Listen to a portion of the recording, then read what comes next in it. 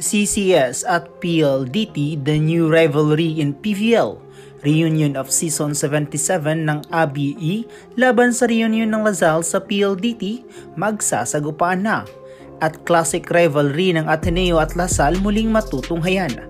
Sa papalapit na conference this February ay marami nga ang nagimbal sa mga pangyayari after the last conference, kung saan ay marami nga ang mga hindi inaasahang pangyayari para sa mga teams and players. Marami nga ang naging focus ngayon sa mga fans dahil sa isang pambihirang magaganap muli ang mangyayari pagdating sa lipatan at rekrutan serye. Isang balita nga sa ngayon ang muling pagsama-sama ng Blue Eagles standout ng Season 77 na sina Valdez de Jesus Villadileon at Lazaro Revilla sa isang team. Ito ay matapos na umalis sa koponan ng UB team ang dalawang Eagles na sina De Leon at Revilla at lumipad sa panibagong koponan nitong CCS. Official na nga ito ang pinakilala ng management na parte na sa kanilang manlalaro.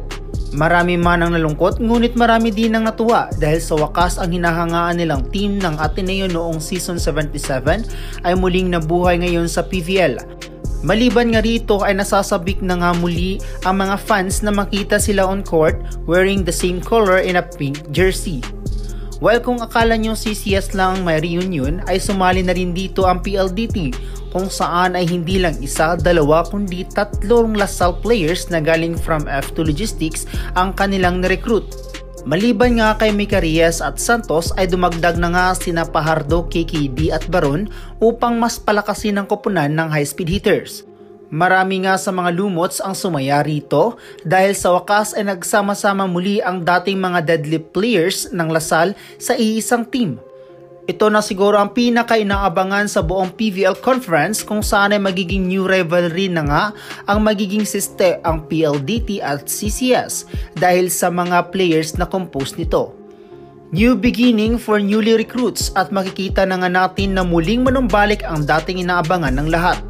No one can deny the fact na ang season na iyon ay nagbuhay sa volleyball sa Pinas, the classic rivalry of the schools and the players composed.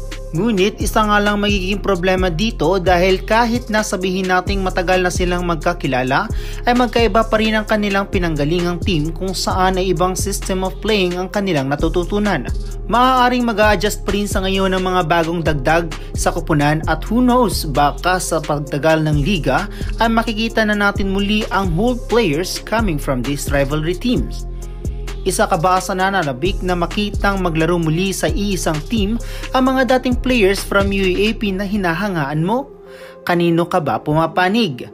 From Ateneo reunion ka ba o sa Lumots? I-comment mo na yan! Don't forget to subscribe, like, and comment on this video. I-click din ang notification bell para lagi kayong updated sa Creamline happenings. Ito ang Heart of Creamlines, ang OG channel para sa balitang Coal Smashers.